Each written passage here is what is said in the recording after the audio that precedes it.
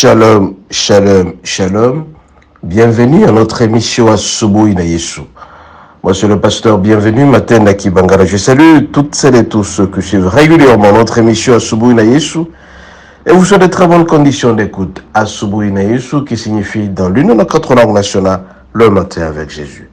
Bien aimés, ce matin, notre thème s'intitule 2 points. D'abord ta famille, le reste après. Je répète, d'abord ta famille, le reste par après. Ainsi donc, bien aimé, pour illustrer cela, nous allons utiliser le passage suivant, Marc 5, verset 19. Marc 5, verset 19, il est dit ceci, nous disons au nom de Jésus. Jésus ne le lui permit pas, mais lui dit, va dans ta maison, vers le tien, et raconte-leur tout ce que le Seigneur t'a fait et comment il eut pitié de toi. Bien aimé, ici c'est l'histoire d'un démoniaque qui a souffert pendant longtemps par les démons. Il était terrassé, il était harcelé, il vivait même dans le cimetière. À un certain moment, quand Jésus était de passage, il enseignait et prêchait, il a délivré de cette maladie, il a guéri complètement. Et alors, quand ce démoniaque a été guéri, il a cherché à partir avec Jésus, mais Jésus lui a dit, non, rentre d'abord dans ta famille. Va dans ta famille, va prêcher, va montrer aux gens que tu as été malade, tu es guéri et Christ qui t'a guéri. Et à ce moment-là, ceux-là qui t'ont connu seront complètement changés, ils vont suivre Jésus à leur tour. Mais que signifie ce terme?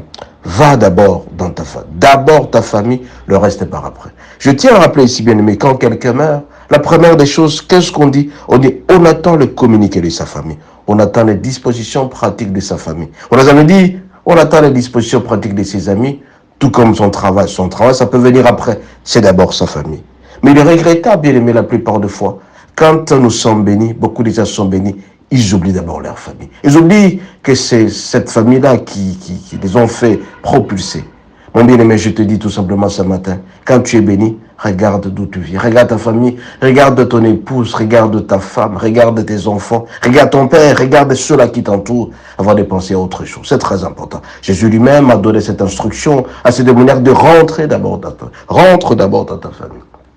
Combien de fois nous avons été malheureux à un certain moment et Dieu nous a bénis, nous oublions notre femme, nous oublions nos enfants. Nous commençons à tout simplement nous réjouir avec nos amis parce que nous avons un peu d'argent. Nous oublions la famille. Matin, midi, soir, nous sommes avec les amis. Nous oublions la famille, nous oublions d'où nous venons. Même la femme n'a plus le temps de pouvoir parler avec nous. Même nos enfants n'ont plus le temps de pouvoir échanger avec nous.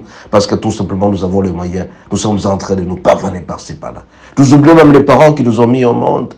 Bien-aimé, je te dis ce matin, Jésus te demande d'abord ta famille, le reste viendra par après. Donc si tu es béni, commence d'abord aussi à bénir ta famille. Bénis ton épouse qui souffre longtemps parce que tu as un peu de moyens, fais plaisir à ton épouse, fais plaisir à tes enfants, fais plaisir à tes frères, fais plaisir à tes parents. À ce moment-là, ta bénédiction pourra être pérennisée.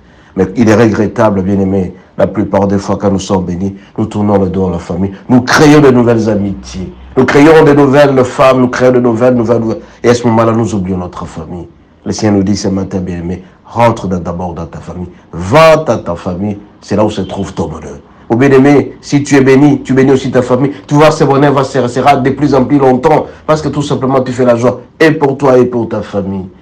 Mais si jamais tu mourrais, la première chose, le premier réflexe, c'est d'emmener ton corps vers ta famille. Mais toi, quand tu es béni, tu oublies cette femme qui t'a aidé à être propulsé. Tu oublies ses enfants, tu oublies tes parents même tes frères avec qui tu mangeais ensemble. Tu changes même d'amitié. Tu commences à avoir de nouveaux amis. Mon bien-aimé, je te rappelle ici, quand tu mourras, c'est ton corps qui va rentrer dans la famille.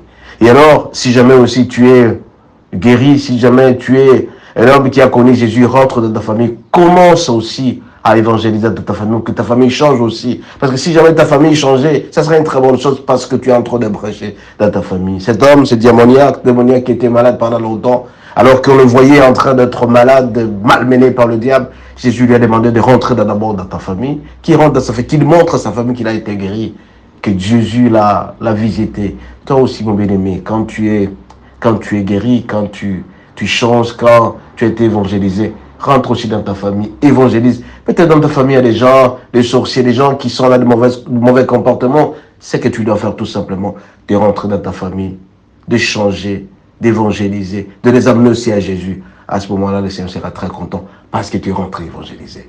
Ce matin, bien-aimé, je vous appelle tout simplement à savoir que d'abord votre famille, le reste par rapport. Je ne prêche pas l'égoïsme, je ne prêche pas la discrimination. Mais je dis tout simplement que pour que votre bonheur soit pérennisé, pour que votre bonheur puisse rester longtemps, vous devez faire plaisir aussi à votre famille. Vous avez beaucoup d'argent, votre famille doit bénéficier. Ce ne sont pas les amis. Parce que quand vous allez mourir, c'est d'abord la famille qui va souffrir et non les amis.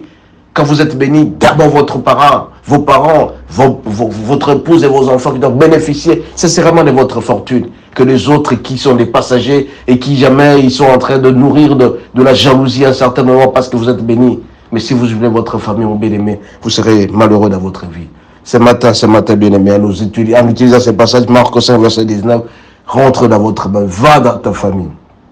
Fais plaisir à ta famille, fais plaisir à tes enfants, fais plaisir à ton épouse. À ce moment-là, tu seras un homme heureux.